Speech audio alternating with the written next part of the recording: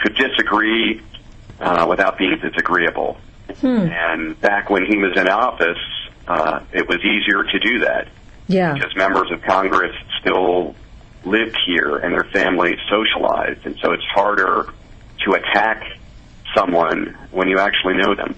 Yeah. And I think that, the rise of social media has done so much to distort relations, and has allowed people to, it's so much easier to, interact quickly without thought and without that interpersonal connection. And that has led to a much coarser dialogue. And so I applaud, Wake and what it's doing to not just educate the whole student, but to sort of reconnect the social fabric by making or creating opportunities where students can interact and not just text each other from across the quad. Right. You had mentioned earlier the bipartisan effort with Steny Hoyer and, you said, is it Keith McCarthy? Kevin McCarthy. When you were talking about Jack Kemp, it also made me think of Ronald Reagan and Tip O'Neill. And then you mentioned these two as well. Are there good examples today of perhaps people on both sides who can still do it, that we can say, hey, they can still do it, that gives us hope? Is there, I don't know, are there any examples we can point to? There absolutely are, and I'll give you another great example, which has received a good amount of attention, as it should. There's two congressmen from Texas who, because the hurricane couldn't get back to Washington, D.C., one Republican, one Democrat, and when I edit this, I'll insert their names. Okay. But they ended up renting a car and driving back to Washington together, and they recorded it, and they have stayed friends, and they have worked together, and they continue to show that, people from different districts, with different demographics of different political parties can find common ground. And all they need to do is simply get together and talk. Yeah. I saw, so your law firm, when did you decide to go start the law firm you're with now, Burke and Farah? In 2011, my partner Bill Farah and I started working together at McGuire Woods, and we launched a political law practice there as co-chairs. Okay. And we almost realized from day one that if we ever decided to make a change and step out of the firm and even start a new firm, that we got along so well together. He's a Democrat, I'm a Republican, that we would think about doing it together. So, we had the idea almost from the day we started another firm, and 3.5 years later we pulled the trigger and did it. He's the easiest going lawyer I've ever met.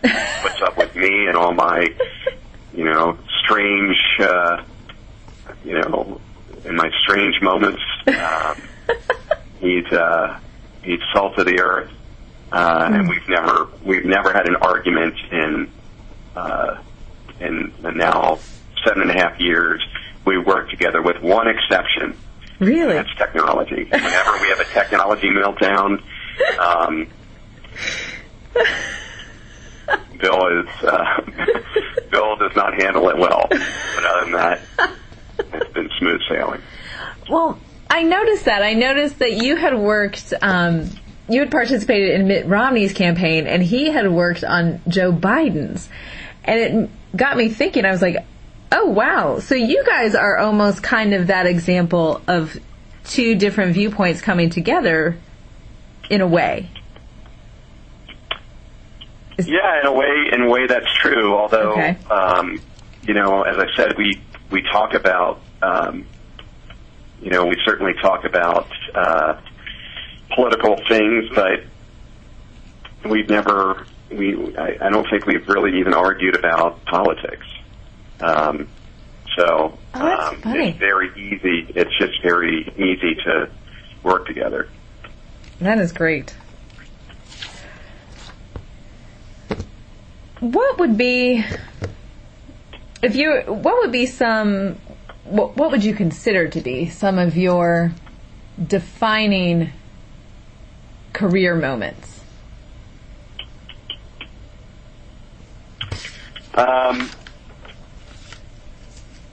Well, without question, the real turning point in my career was when I served as general counsel to the Office of the Majority Leader. I took the job at a time just at the beginning when Tom DeLay, the Majority Leader, was under assault and being accused of just about anything you can accuse a public figure of. And so it was 2 years in the ultimate crash course in political law. Wow. And from that, it really did build my reputation as someone to go to on these matters. Mm-hmm.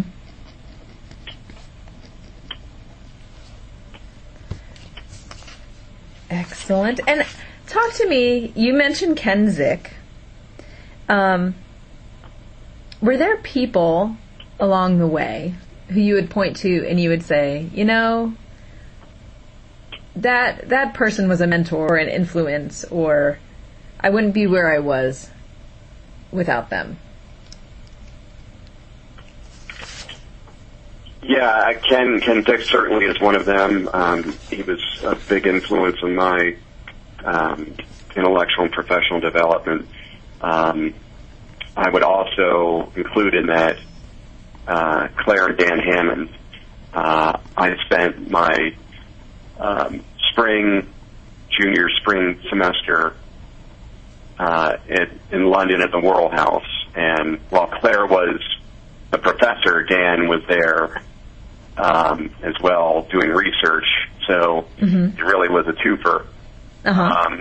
They became great friends, and I learned so much from them, not just about what we were studying, but the way they lived their life and the way they raised their family. And they even influenced my development as a Catholic. I converted to Catholicism in 2011, and there were conversations we had back then in London at the Worrell House. That stuck with me, and as I was on my faith journey, they helped me along that road. Oh, wow. Are you still in touch with them? I am. Yeah, I've told this story before in another Wake publication, but I'm still in touch with them, and, there certainly are years go by when I don't see them. But several years ago, when I come down to Wake for board events, there's a fraternity brother and his wife who I usually stay with. They've put me in for years. And if they were to give me a tab, it's probably not something I could afford to pay all the time. They're taking care of me. But their neighbors across the street became friends too, and they have a wine club dinner that, because I come down so frequently, they made me an honorary member of. And so I knew them for years. And one time I was late to wine club because I had gone to see Dan and Claire, and I apologized to them, said sorry I was late, and I went to see a professor I hadn't seen forever, and just told that they were a huge influence on me. And I was probably several minutes into talking about it when I mentioned player's name